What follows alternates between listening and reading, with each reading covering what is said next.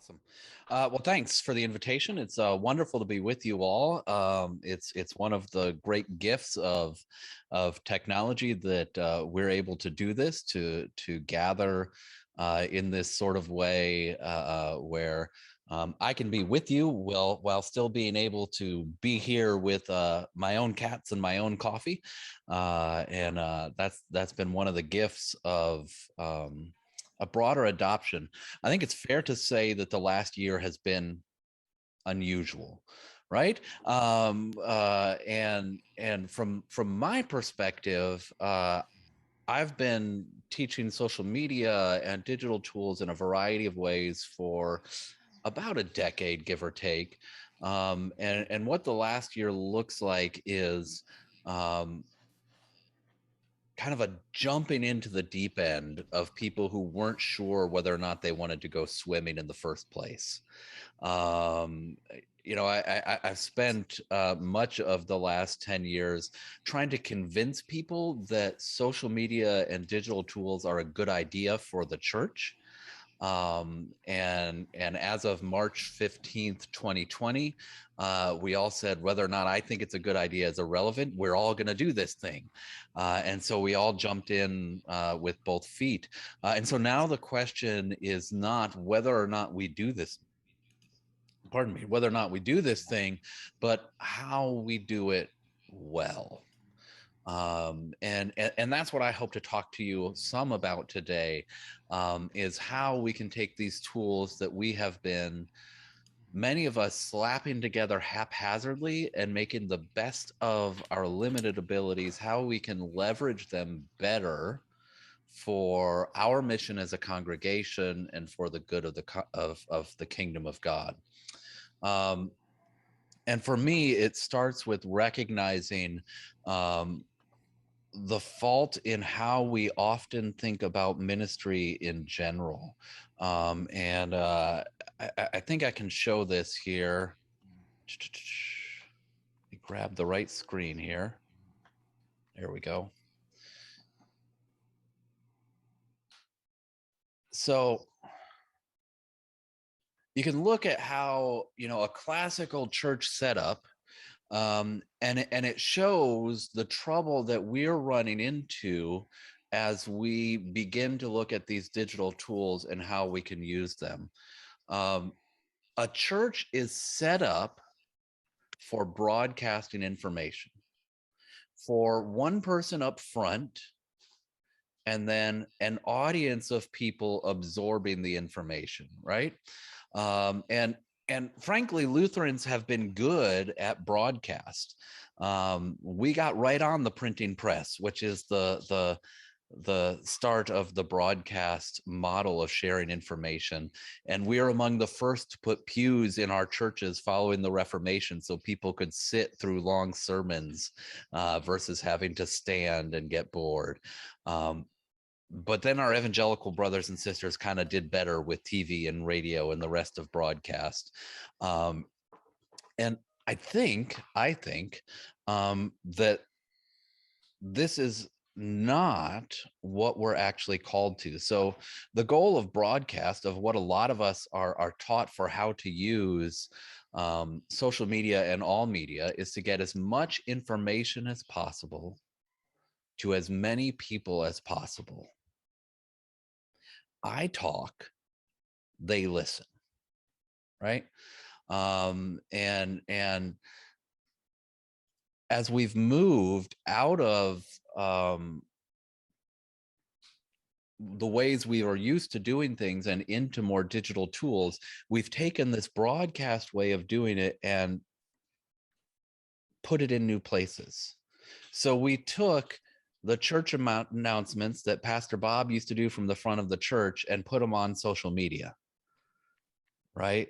Because I want you to have the information. And at the core of that is this idea that somehow information is salvation. That if I can just get the information about who Jesus is to people, they'll be saved.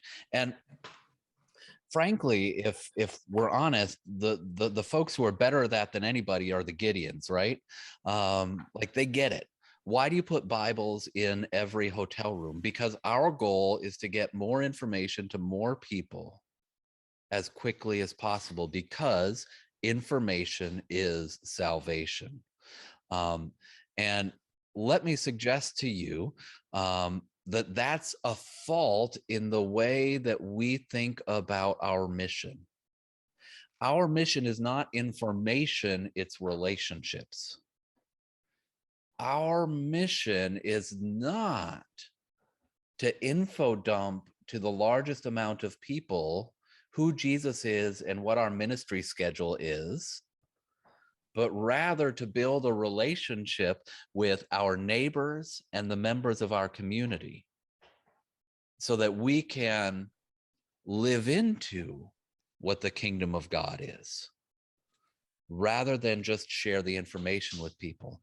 And this is a shift in how we then use the media that we're talking about, because our goal is not just to get the information to people, but to build relationship with them. And so as we look at this new media, whether it's Facebook or Twitter, whether it's our live stream or our website, our question is always first and foremost not, can they find the church constitution and the church history on the website, and do they know when Bible study is? Our question is, does this invite them into deeper community? It's social media, right?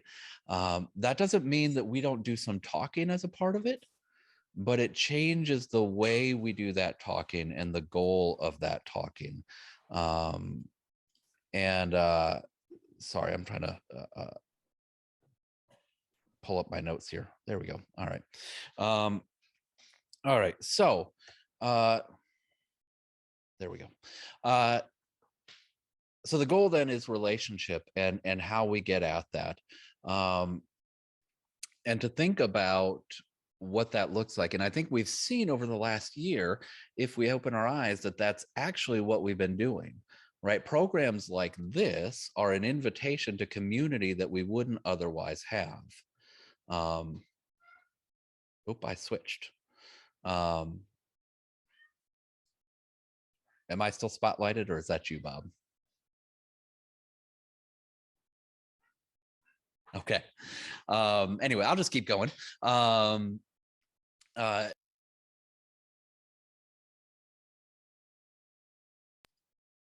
We am I unmuted? There we go.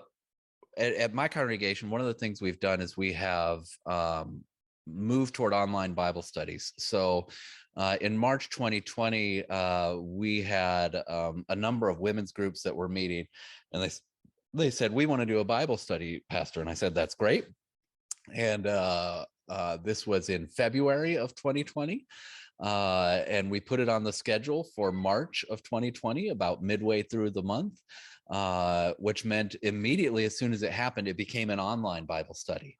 And so we went into Zoom because I was comfortable using it and had been doing that. We went from being a church that had 0 midweek Bible studies to being a church that had 3 midweek Bible studies overnight. And so the digital platform of Zoom allowed us to get together outside of our homes, so to speak, not in place of in-person gathering, although it was at that point, but long-term, not in place of in-person gathering, but alongside. And so that's the second question. The first is making that switch from broadcast to relationship as our goal. And the second is moving from thinking, how do we replace in person, to how do we go alongside in person? Prior to last year, a lot of people were afraid of digital options because they were afraid they would replace the in-person options, or that they were being described as better than, or to be used as an alternative to in-person gatherings. March 22nd, 2020, we all did exactly that, right? We moved to online only. And now the question is, as we move back, how do we keep those online options and that online community alongside in-person community, so that it's not a question of either or? Now that we're moving back to in-person, we can stop doing this other stuff that isn't real, but rather, how can we use the two things to support one another, and so that we have two parallel overlapping communities in our church, an online community and an in-person community? I think a lot of us have picked up over the last year worshipers who we could not have in person. Before we came on, Bob was talking about people who moved, who continue to worship with us now that we're online.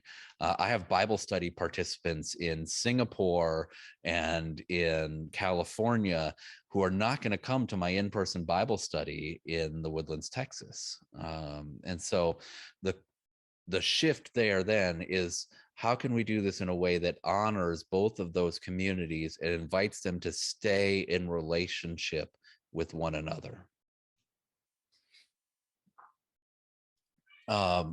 So we then need to think about the media that we use, and I want to briefly talk about this, and then I want to open the floor up for some questions so that you can direct where we want to go and what your specific concerns are next. So when we think about who we're talking to,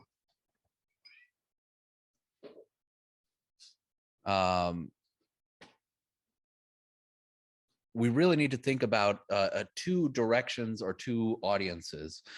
First is our outward facing audience that introduces the church.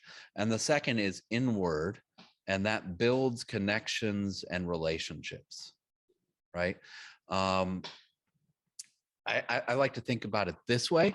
I use businesses from time to time. I'll stop at a gas station because I see the billboard. Right. And so your church has an online billboard, but that gas station is not in the business of billboards.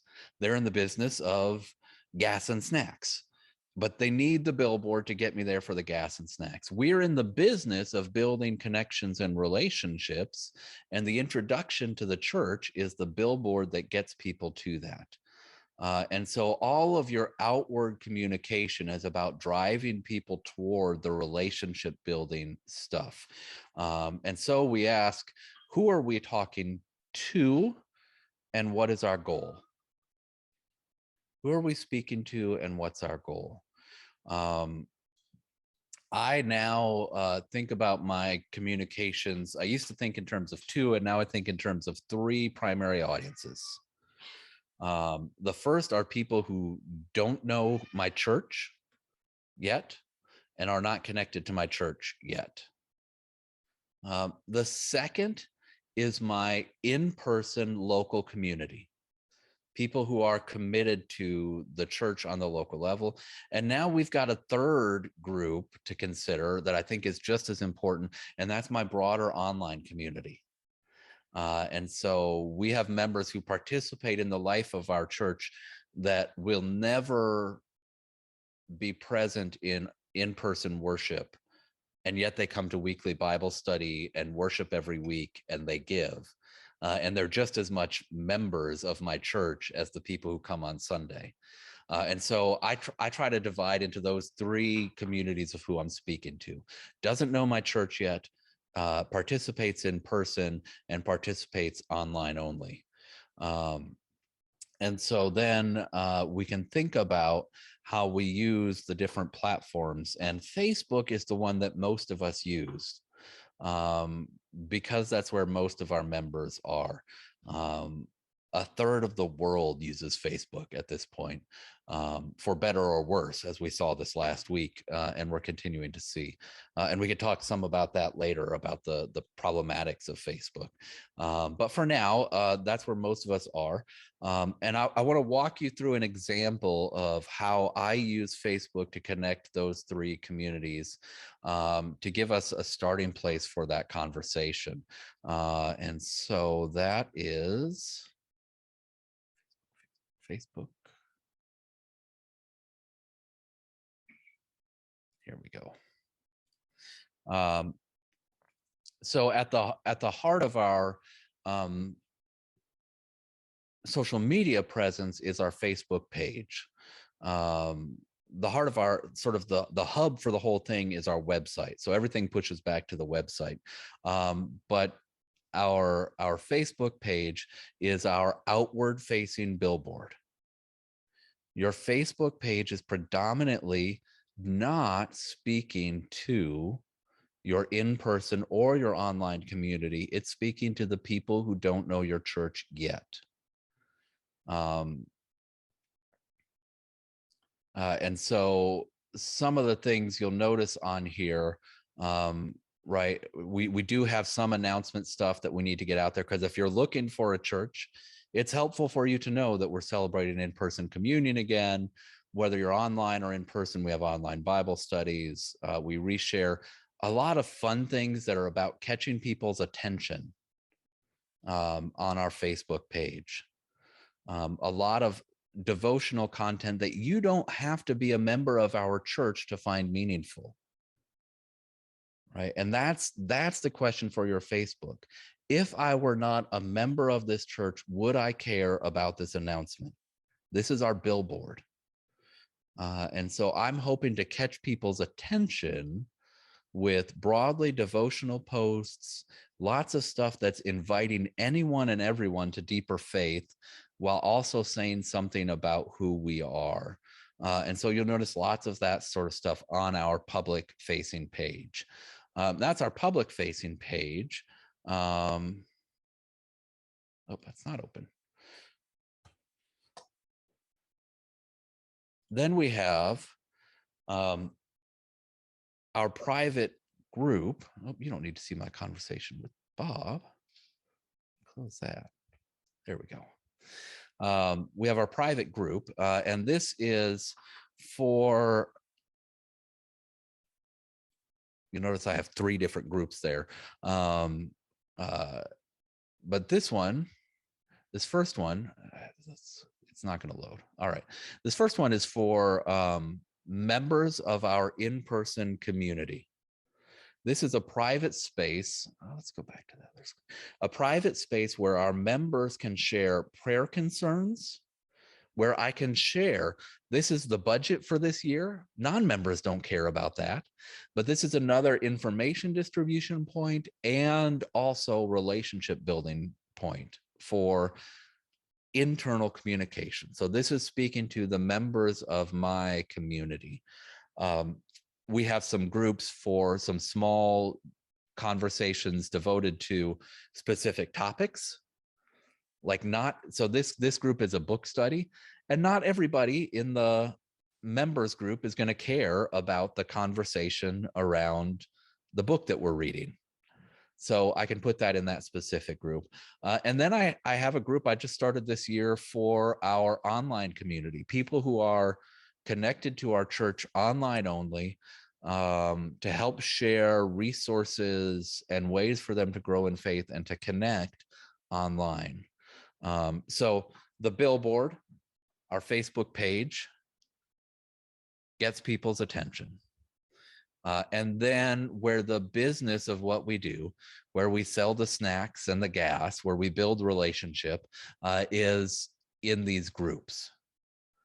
Right. And so that's moving out of the model of saying the primary thing we're doing is taking our bulletin basically and dividing it into different posts on our Facebook page, and instead saying, how do we invite people in, constantly moving them on this track from someone who doesn't know us yet to someone who's aware of us, to someone who's interested in further conversation, to someone with whom we're in deep relationship. And so that's a quick, broad overview of one social media platform. Now, when we think about our digital presence, we have to think also about email and how we use that, texting, all of these other tools, where we're live streaming and how. And so I don't want to limit our conversation to just Facebook, but I wanted to introduce that as one way to talk about how we're connecting this. Yeah, and so I want to pause there with those points, with the moving from broadcast to relationship and the relationship connection as the goal. And I want to see, where are you at in your ministry? What are you struggling with? What questions are you bringing into the space today, as we talk about existing in this new hybrid way? What are your big hurdles or challenges? If you could use the raise hand function, if you have a question or a thing you would like to share, and Bob will unmute you, or you can use the chat function to put your questions or observations in there.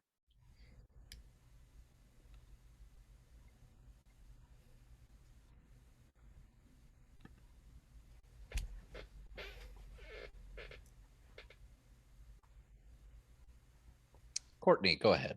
Hi, I'm a new pastor. I'm in Yeah. week 3 of my first call. Congratulations. Welcome. Thank you.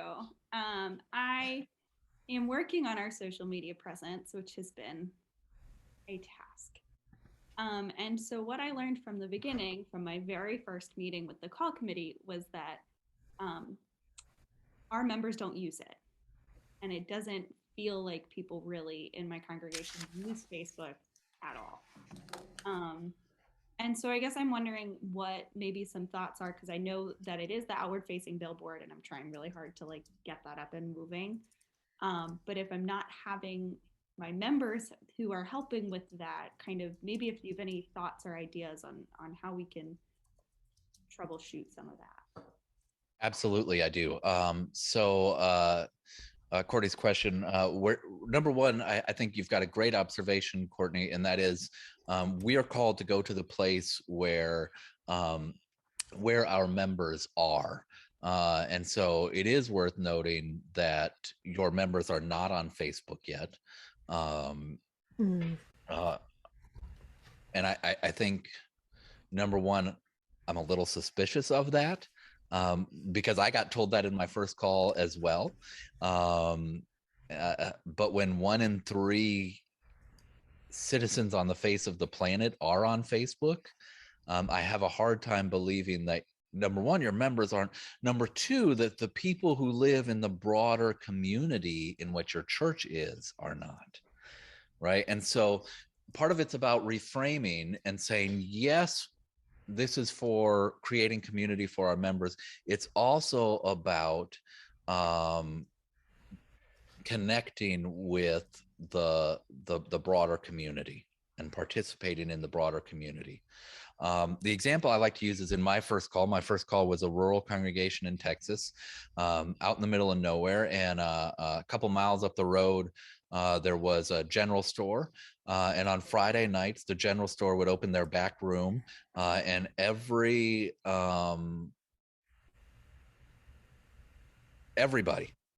from the community would show up there on Friday nights.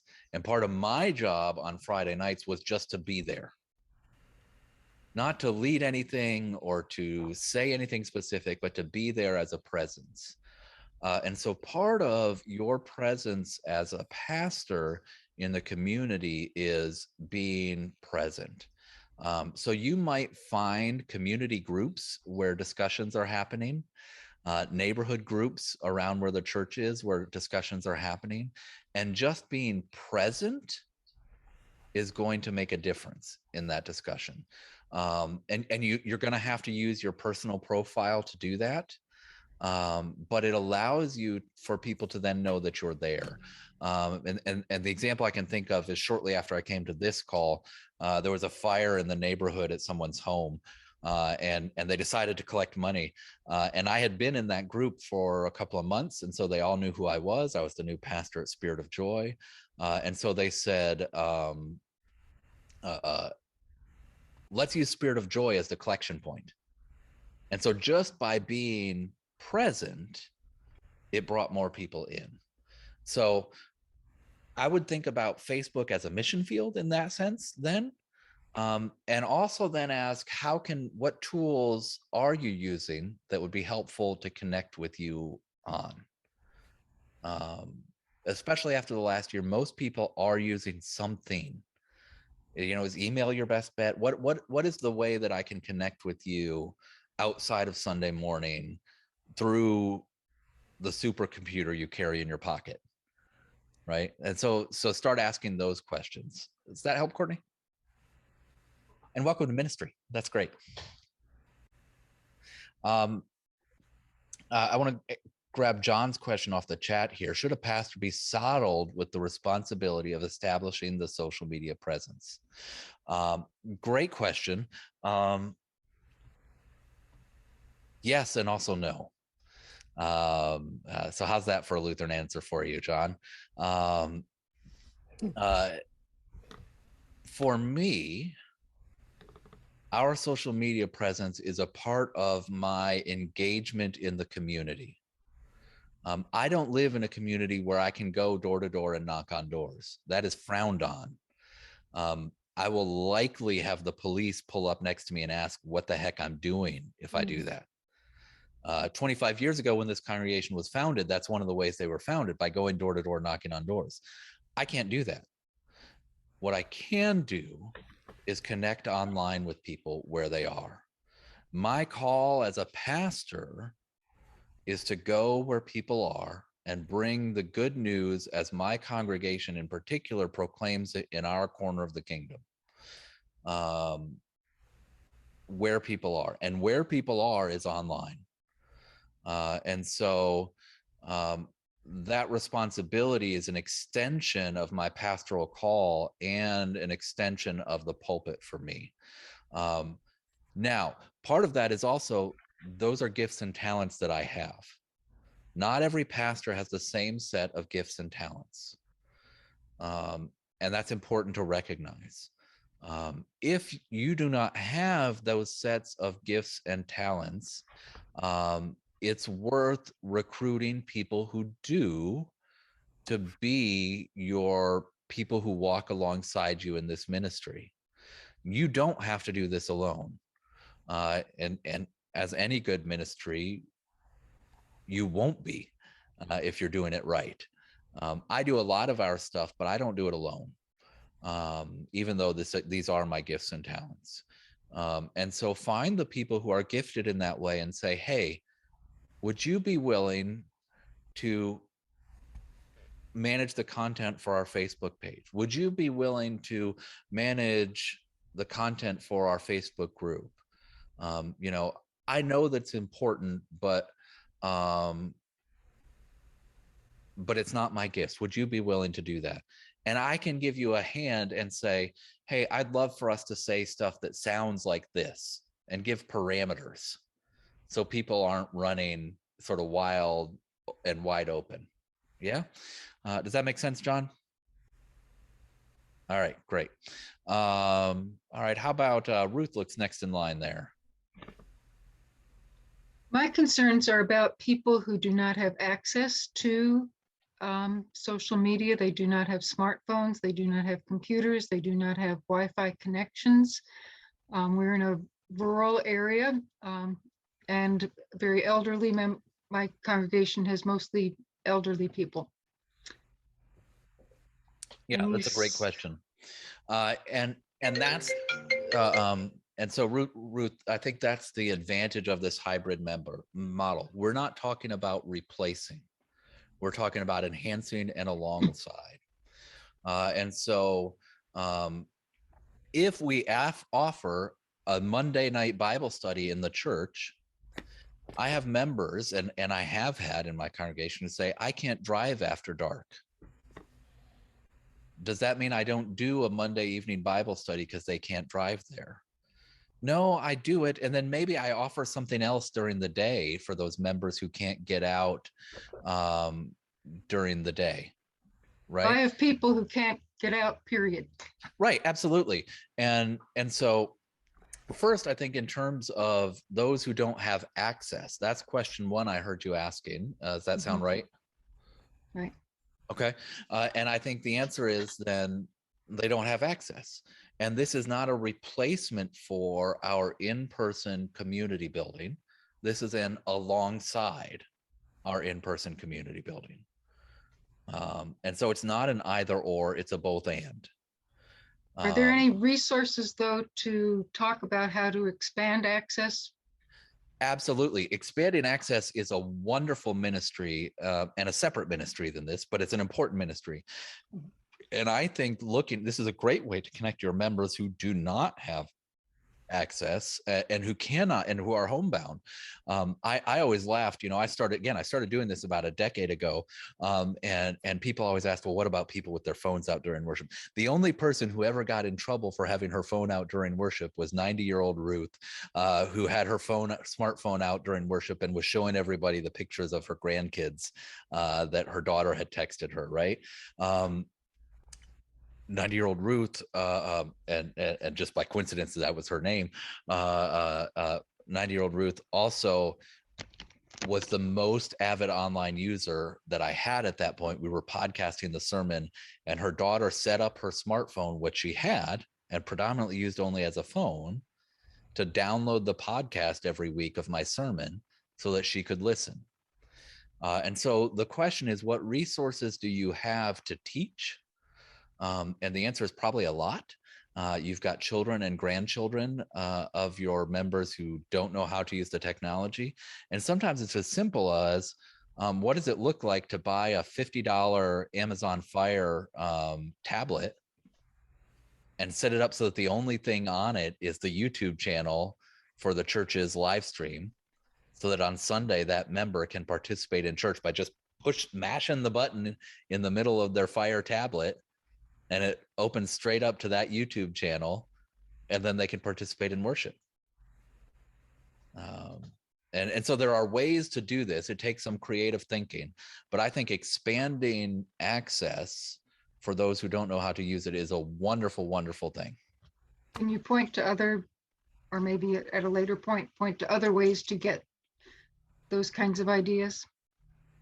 Absolutely. I don't want to take too much time here, but let me make a note of that, and I will let me find something to make a note on. Because we have people who don't have long distance, so they can't even call in on Zoom without a major expense. Yeah, and I think those are all things worth addressing, and a lot of those are justice issues. Right. And part of that involves advocacy of talking about what does it look like to get high-speed internet access more widely, because it's no longer a question of luxury, but necessity. Mm-hmm. Right. Yeah. Thanks. So yeah, you're very welcome. Okay, thank you. Kathleen, you've had your hand up for a bit. Okay, so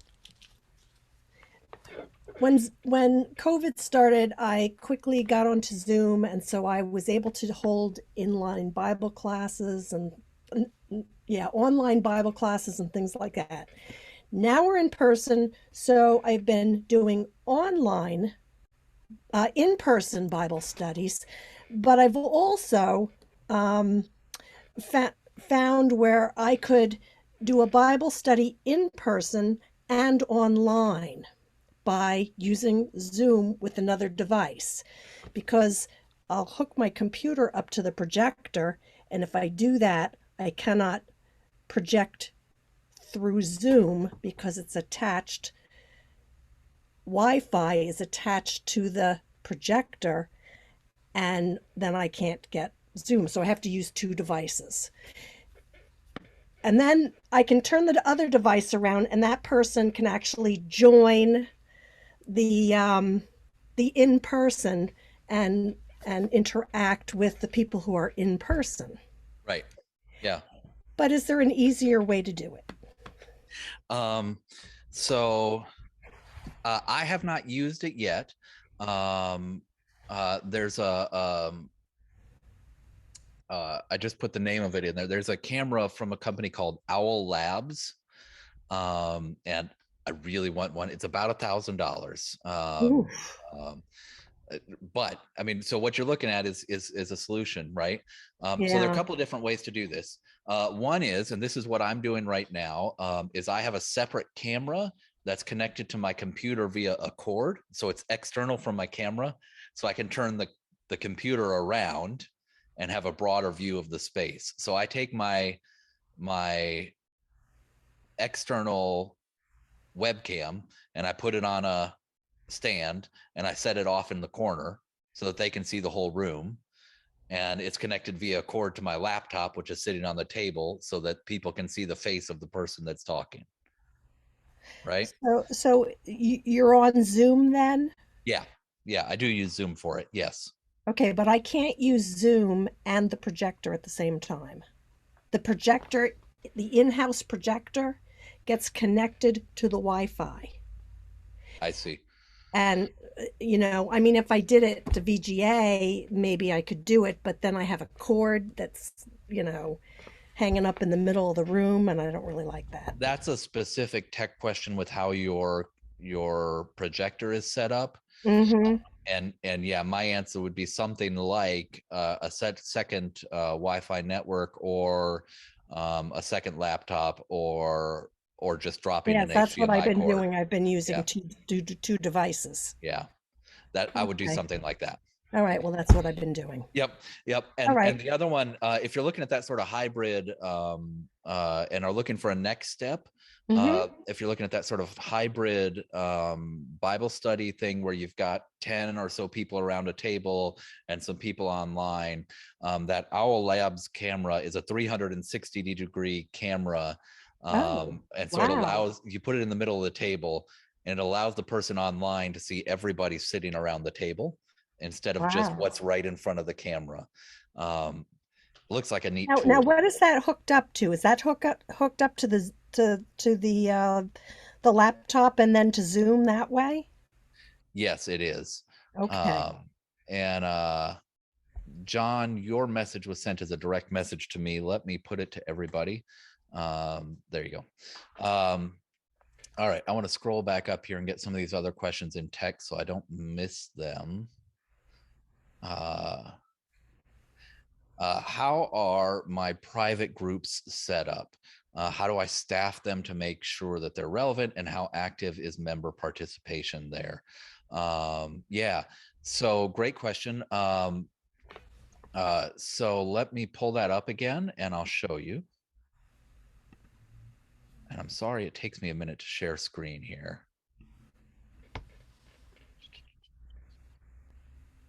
All right, so groups can be set up either as public or private. I always set my groups as private because the goal is for it to be set up for the participants to communicate in a private setting, not in a public forum. So the only people who participate are people who are in the group. And groups are very, very easy to set up. If we go to the main Facebook page, it's probably going to run slow because Zoom.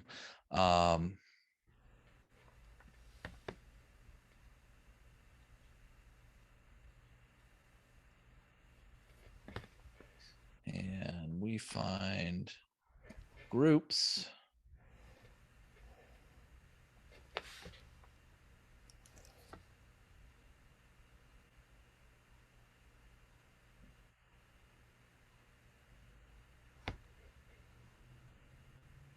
There we go. And there's create new group. You click on create new group. And as I'm setting it up,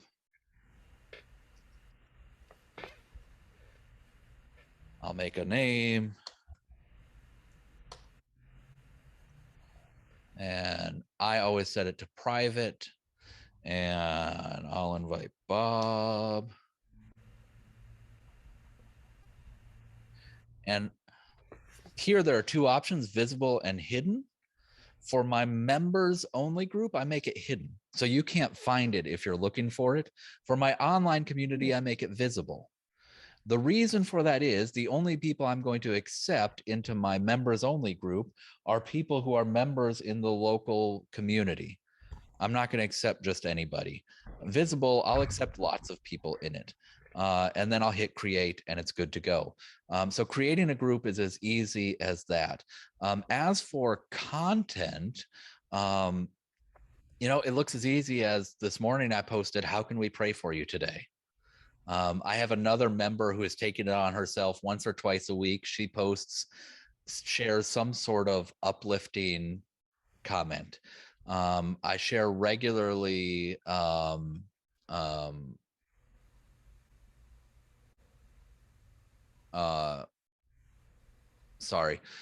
of news that is beyond what I put in our weekly newsletter. Do members participate? Sometimes yes, sometimes no. One of the things that's key to setting up your online presence is consistency. So I post in that group 3 to 4 times a week, regardless of whether or not I get responses. And as you're setting up an online community, you have to get used to nobody responding for a while. You have to get used to the sound of crickets because it doesn't happen overnight. You don't create the group and then all of a sudden everybody participates. It has to become one of their regular stops in their online life going there. And that takes time of knowing that when they go there, you've given them new content to interact with. And so you do that with some consistency for a while before you get to the point where you get feedback and response. And so, yeah. And so hopefully that answers that question for you. Patty, that was Patty's question. That's kind of what we do. There are 2 worship related questions, if you'll allow me to read them, and we'll kind of take them together. So Jonathan asked, any thoughts on how to further engage online worship participants? Basically, how do we move someone from a number/view into an engaged person? Kind of like seeing a new face on Sunday morning and saying hello. And kind of related to that, Wendy asks, is it better to combine or separate online and in-person worship? What could enhance the online worship experience that could make them feel part of the community? Yeah, great questions. One of the things to recognize when you go back to a hybrid setting where online is happening alongside the in-person. So when we were online only, one of the things we did is we talked to the camera, right? We got in the practice of talking to the camera because that's where everybody was. And all of a sudden we've got 5, 10, 20 people in the space and we start talking to them and we neglect the camera. And so remembering to talk to the camera and to the people that are online is important. I try to make sure to invite people to say hello in the comments. Make sure to invite people to engage that way online. I make sure when I do something in person, and I say it to them specifically in person. So I'll say, peace be with you and also with you.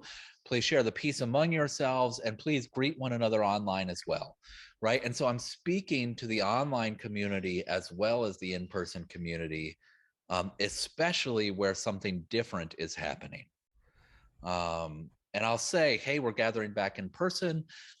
It's great to be back here with the folks who have chosen to come back in person, and it's great to see all of you online as well.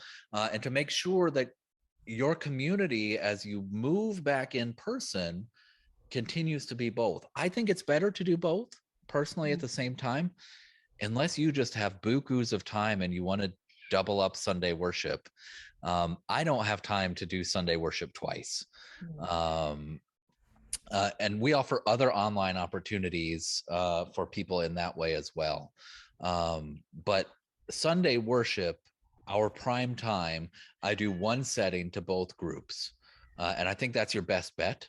And then what happens, it depends on your live streaming setup.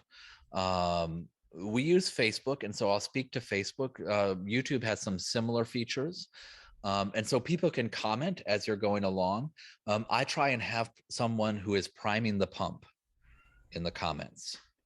So someone who is pulling out the things that they heard in the readings or the things that they heard in the sermon and making comments.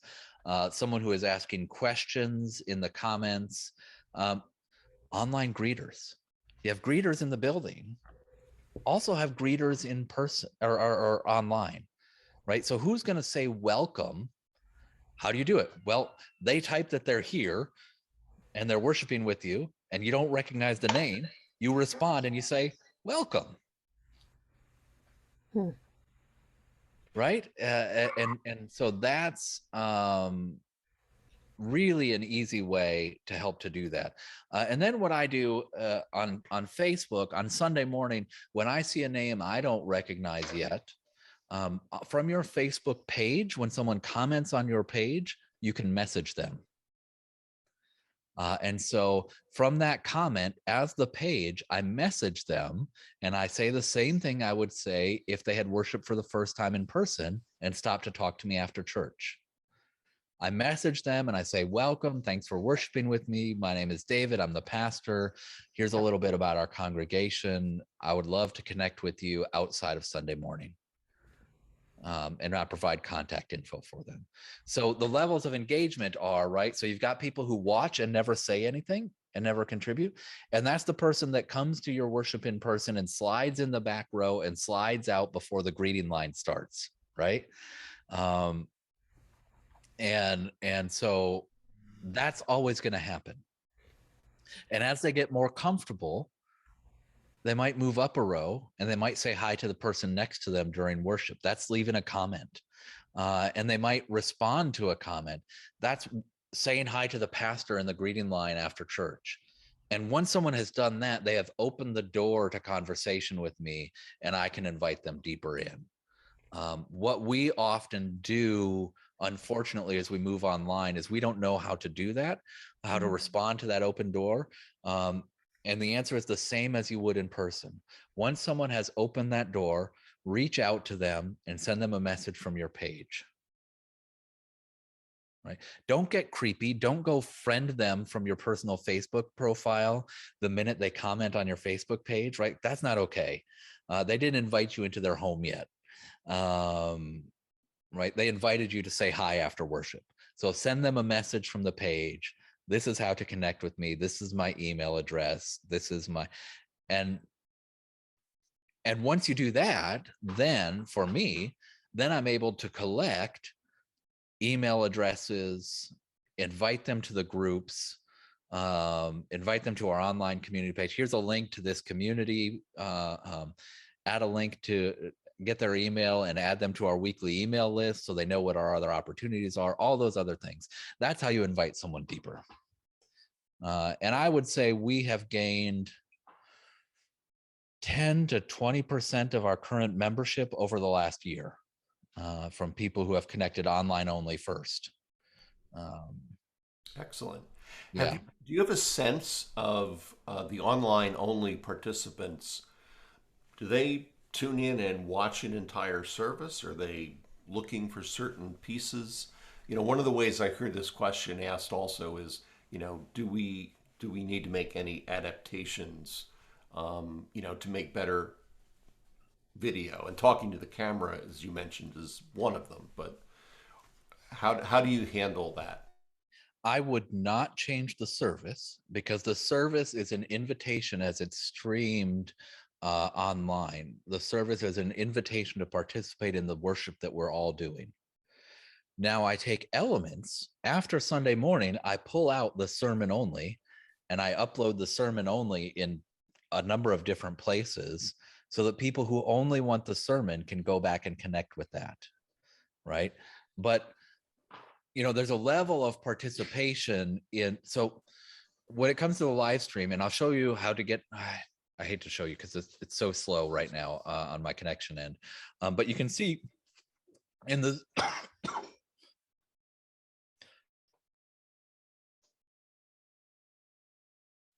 excuse me, you can see in your statistics how many people watched live versus how many total people watched. There's a commitment level to the watching live that I think is worth honoring. And realistically, those who are watching live is usually not one person, but between 1.5 and 2 people. And so it's a family gathered around a screen watching together sometimes. And so I don't change anything because they participate with one another in the comments as that's going down the line.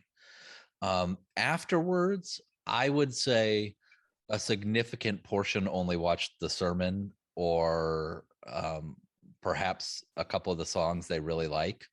But the people who engage with worship at Sunday morning during Sunday morning worship time usually watch the whole thing beginning to end. Yeah, great question. Yeah, and a couple of comments here from folks. I agree. Remind people about your donation link. People can't give if you don't ask them. I would say 75-80% of our giving comes online right now. Facebook hosts and online greeters, super important, super important. All right. Groups. I'm just making sure I got all the questions in the chat here.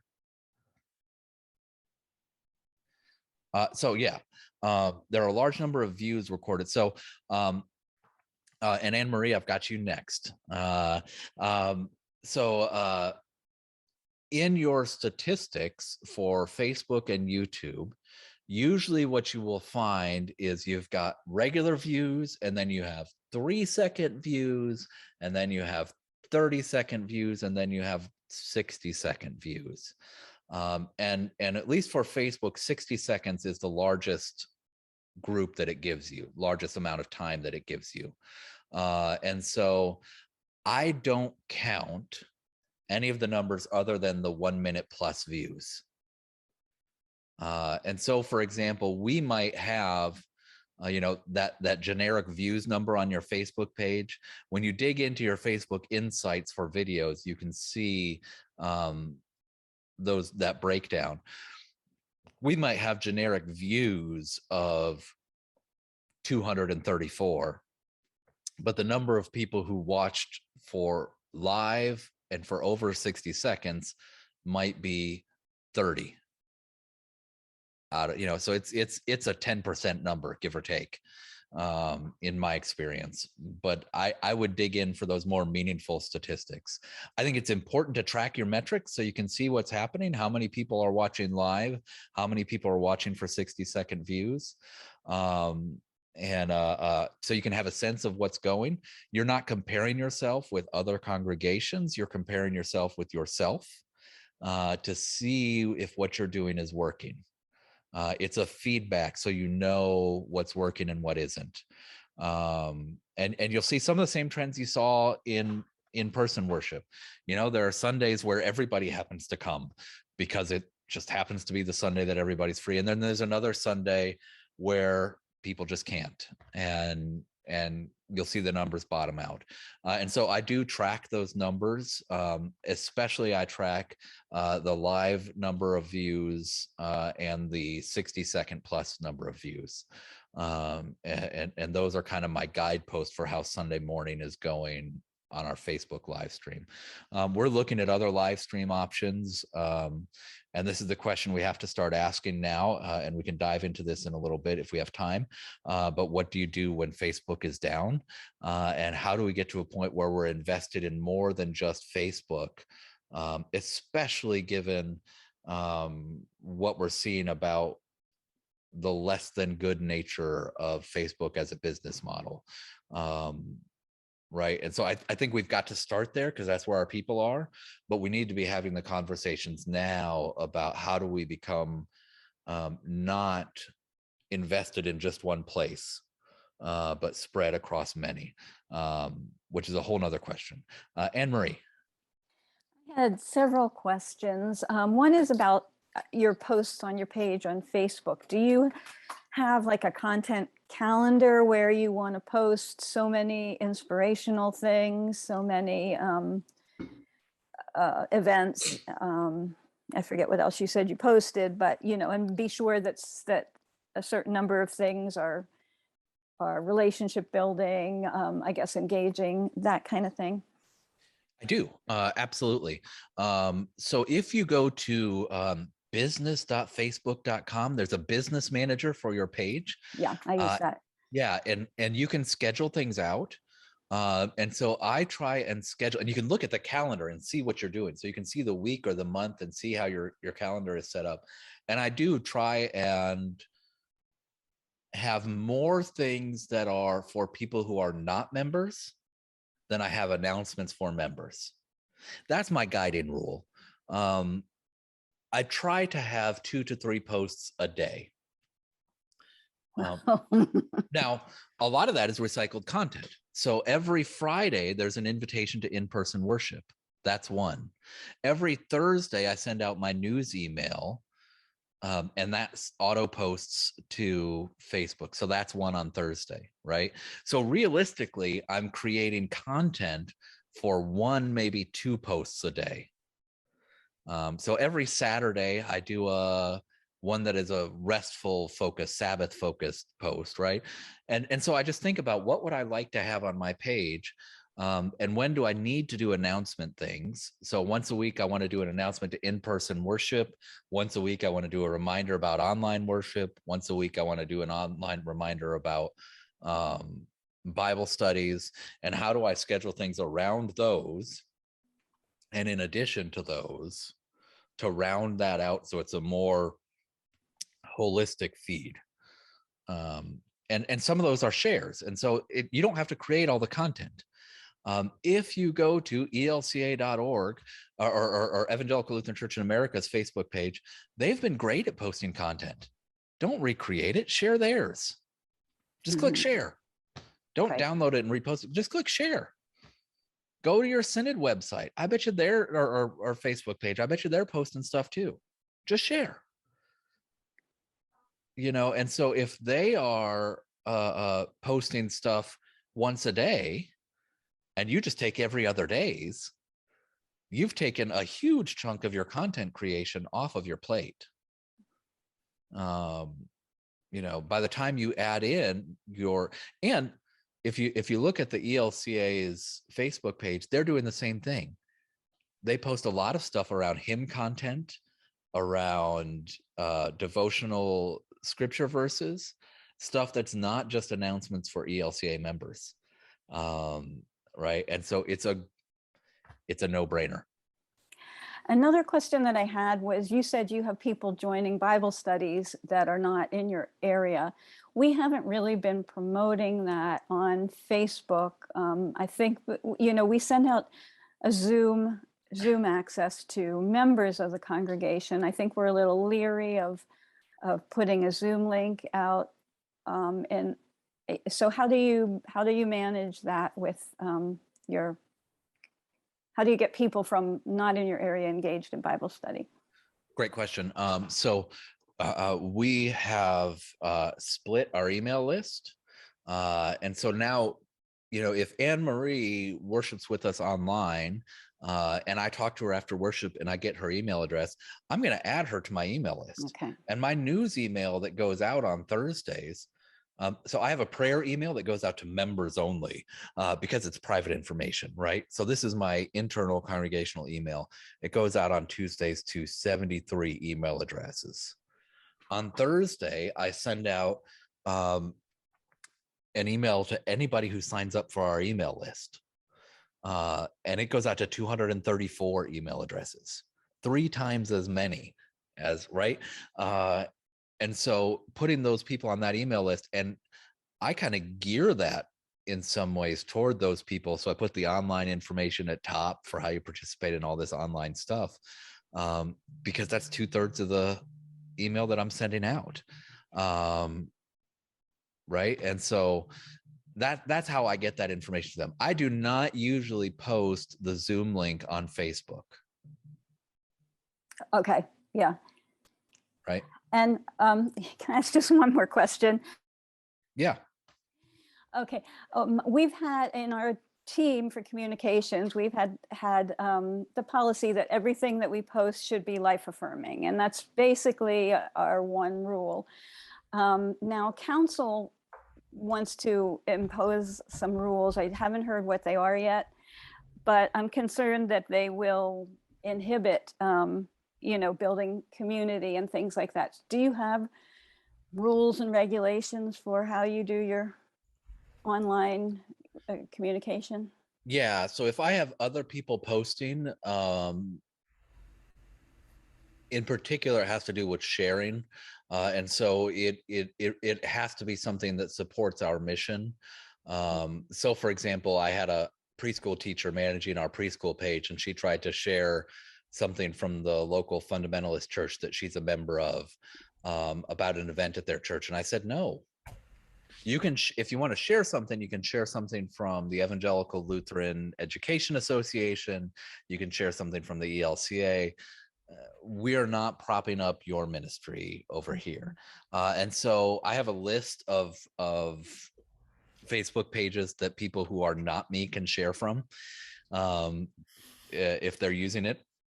And yeah, I mean, there are kind of some theological boundaries, I think, for sure, that we set, and they're going to look different for everybody. And I try and make them as broad as I can. It's not a question of limiting, but saying these are where the boundaries are. Yeah. Thank you. You bet. Matthew, you're muted. If you want to hit your unmute button there. There you go. So we want to upgrade our tech in the sanctuary for online worship. And we're basically doing the hybrid where we're putting our in-person worship service online. So some of the other things about looking at the camera, engaging the online community was very helpful. But again, we're looking at, we have one webcam towards the back of the sanctuary that captures the whole chancel area. It's not the best camera. It doesn't zoom or anything. It doesn't move. It's been recommended to us that we have 3 cameras with the ability to zoom in. One setup recommended to us is to have everything hardwired to the computer. Another recommendation is to actually use iPhones that are, I think through Bluetooth or through Wi-Fi. I think you can do either way, but they're all networked together to a central Apple device that's then connected to your computer. Yeah. The basic question is it better to go hardwire or to go wireless? Hardwired. Does it matter? I'd go hardwired. Mhm. I think this is the opportunity, now that our congregations have seen that it's important over the last year, to invest in some future-proof hardware. And it's an investment. We just redid our whole system. I was using one wireless webcam, a company called Mevo, which was a decent camera, and it worked well for us. But the problem was, it was a webcam basically. So it had to be about as far from me to get this good of a picture as the webcam I have here, right? Which meant as we came back in person, people didn't really like seeing a webcam on a tripod 3 feet in front of pastor, 2 feet in front of pastor, in the middle of their field of view. And so we invested in 2 pan tilt zoom cameras connected to a device at the back of the church. I really think if you make known that this is a thing you want to do, I bet you people will step up and say, yes, we agree. Here's the money. The money, people already that hurdle's been crossed. So there you go. We're willing to make the investment, the leadership. The question, what's going to be the best investment overall? Your best investment is going to be a better camera.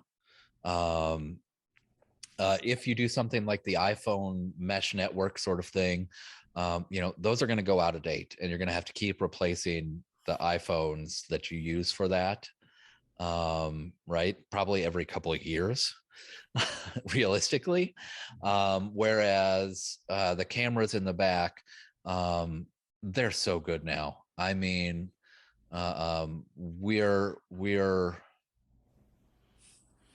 100 feet back, and I mean, you could zoom in on the gray hairs in my beard, and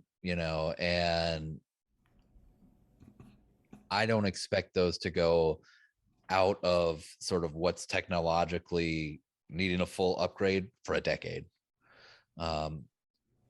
I could be absolutely wrong about that, but I think that the investment that we made in that is going to last, and it allows you to go to multiple platforms, right? So we can choose right now whether we want to be streaming to YouTube, Facebook, somewhere else, or all of the above, because we have the hardware that can work with whatever software is on the receiving end. It doesn't matter. And that flexibility is great, and you can just do things with built-in stuff that you can't do on a mobile thing right now. Yeah. Oh, thank you. You're welcome. If I could add just one thing to that, it's audio. Make sure that you have a good interconnection with your audio system rather than trying to get the echoey sound in the room. Because most people, if the audio is bad, it doesn't matter how good the picture is, they're probably not going to stick around. Yeah, Bob, I would absolutely agree with that. If it's possible to pull the audio signal off of your board, that's going to be your best audio. That's the direction we're heading. And we've got a pretty good audio system. Our church musician has experience with different types of directional mics. Yep. And when the audio system was put in the first place, it was about 15 years ago, but they did a good job. So yeah. And that's it. If you do a good job the first time, it's going to last, right? And I think that's what you want to do. You want to invest in the good job that lasts. And to Christopher Lutz's comment, yeah, we used the Mevo for 18 months as well, and we ditched it once we started moving back to in-person and could afford the upgrade. Okay. Yeah, Mevo is a good. Those of you who are looking for options, Mevo is a good in between. It's like a step above having somebody hold their cell phone in the first pew. The next step up is Mevo, and you're going to spend they're $600 for the camera, and you might want to buy an external mic for it too. So for under $1,000, you can do a wireless streaming service with Mevo. The camera's okay. It has to be close. The audio, you really want an external mic to get better sound. The next step up is really a PTZ, pan tilt zoom camera. And you're starting at $1,000 for one camera, $1,500, $2,000, somewhere in that range, plus the rest of the hardware to put it all together, a decoder and things like that. Our whole setup ran $8,000, I think. But that 600, those are the kind of the levels. Someone with a cell phone, a Mevo, and then full on going for live streaming. Yeah. Great question. Thank you. You're very welcome. Do we have any other questions we haven't gotten to? And I know we spent a lot of time on questions, but I've found that with groups like this, we all kind of come with our own stuff that we need to get answered in this area. And so it's helpful to spend some time on that.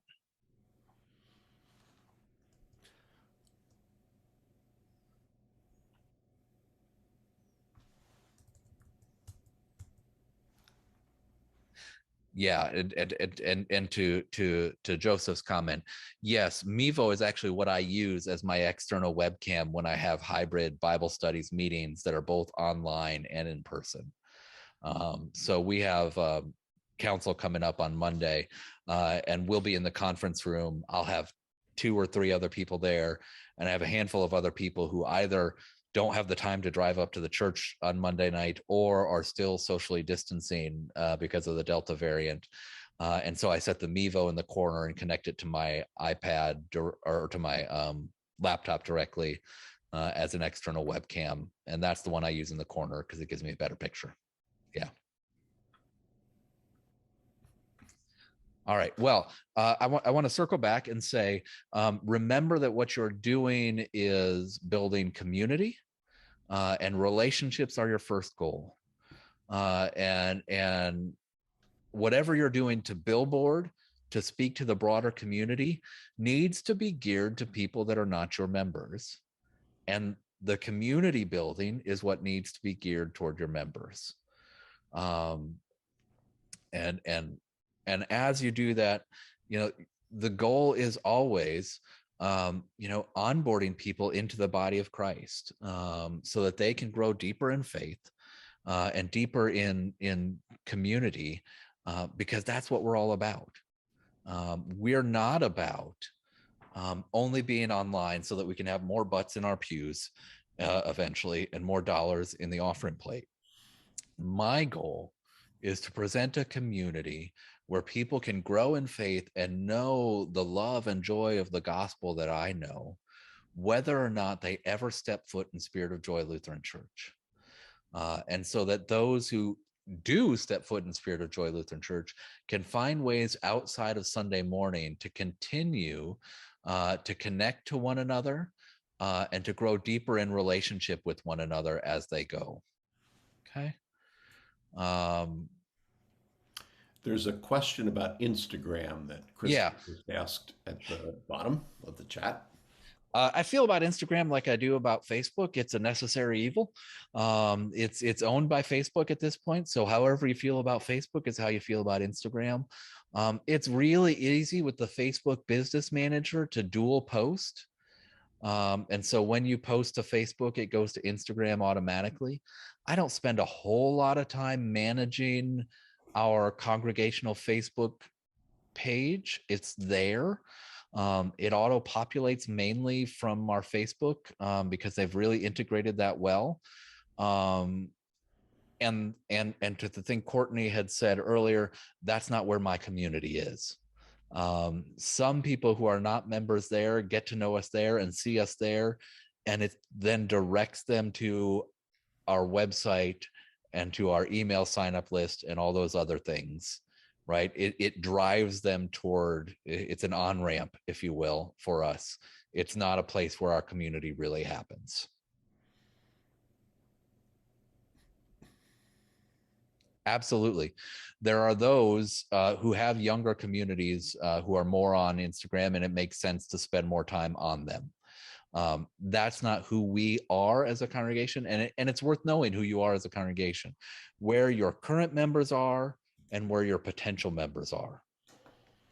They're not necessarily the same thing, but they often are. Mm-hmm. For us, living in the suburbs with communities of young families, the overlap is Facebook. And so I spend the majority of my ministry energy in terms of outreach and community building on Facebook. Other communities are going to find that the people that they want to reach are on Instagram or on Twitter, and it makes sense for you to spend more time on those things. Thank you. David, there's one question that I've been thinking about. It's come up in some of our other Thursday morning conversations. So I'm wondering what you talked about, both doing worship at the same time, live and online, but you also talked about then having other online initiatives. So I'm wondering, are there changes that you've made either in how you're allocating your time or that of staff or volunteers in order to feed this? And if you did, what did you give up? Great question. It's a tough question right now because as you and I were talking about, Bob, we're also in the middle of a renovation project. We had flooding in the church following the winter freeze in Texas at the beginning of the year. And so I'm also a project manager and construction manager right now. And so a lot of things have been given up, frankly, to make time for both of these things. But in terms of my online presence, what did I give up? I'll be honest, we are a younger congregation. And so I don't get to do a lot of in-home or nursing home visitation visits. In my previous call, I had as many as 36 people who were homebound or in nursing homes at once. And getting here 7 years ago when I got here and realizing that all of a sudden I have one homebound person and someone goes into the hospital once every 8 to 9 months versus nonstop, right? That was a shift in my time. And that's a reality of my time. And that's not the case for a lot of pastors. Were I in a congregation where I had to do more in-person visitation, I would rely more on volunteers for some of the online stuff that I do. I'm pretty clear about, and this is why we wound up with 3 Bible studies at the moment.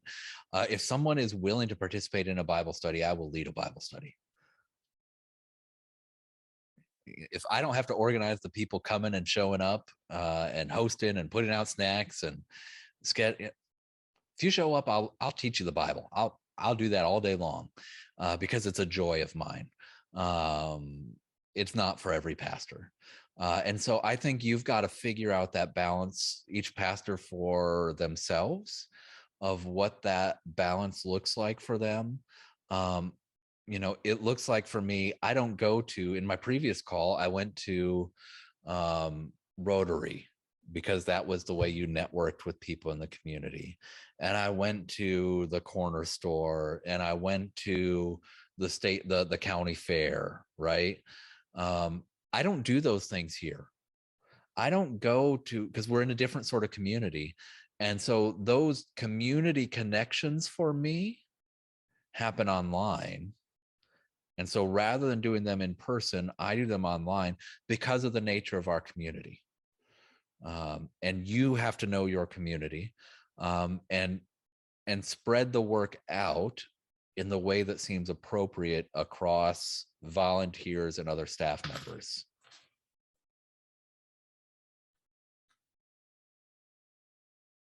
You're muted, Bob.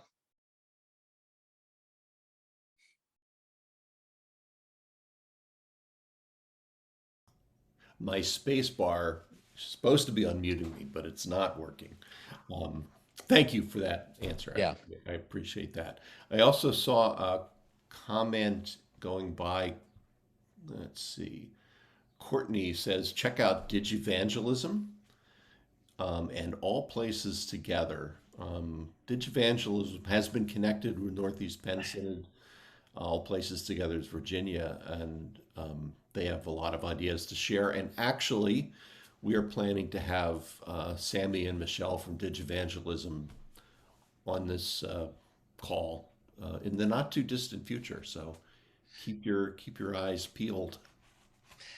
If you are creating new content, please remember your confirmation lessons and you shall not steal. If you go to unsplash.com, you can get free non-attributable, so you can use them without saying where you got them from, images that you can edit for however you need. Finding something online does not mean that it's free. Right? And so we don't steal. Find free to use graphics and images. Unsplash has amazing photography that is free to use, and that's a great place to go to do that, to find that. Yeah. Do you have that on your screen I can bring it up. Yeah. I just put the link in there, but let me bring it up for you. I've got it preloaded.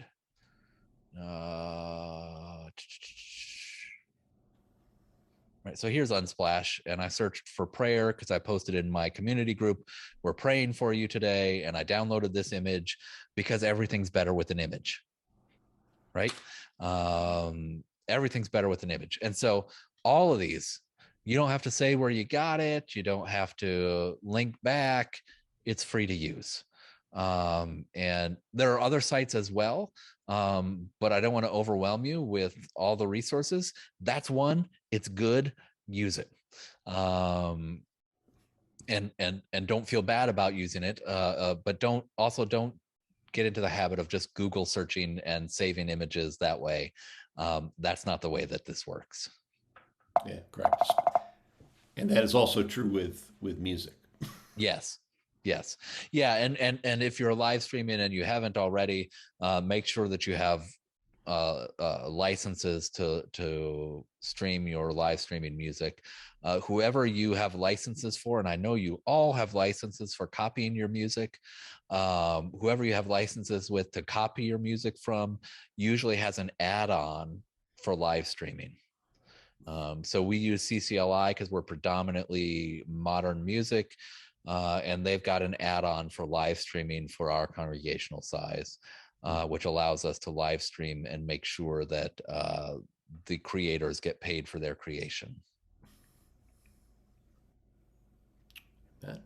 Well, David, thank you so much for being generous with your time and putting up with our technology glitch, whatever that was. I don't know what happened, but we made it back apparently. So at least many of us did. So my pleasure. And I want to say, if you're looking for me, my hub is digitalpastor.org. And you can find the links to all of my social media there, including my professional Facebook, which I use to share information around this sort of topic. Yeah, definitely follow David if you're on these platforms. Well, great. Perhaps we can have you back again sometime. Would love to. Great to be with you. Questions, but I definitely appreciate the way you approach this and helping us to think through how we want to do communications in this digital space. My pleasure. Thank you, Bob.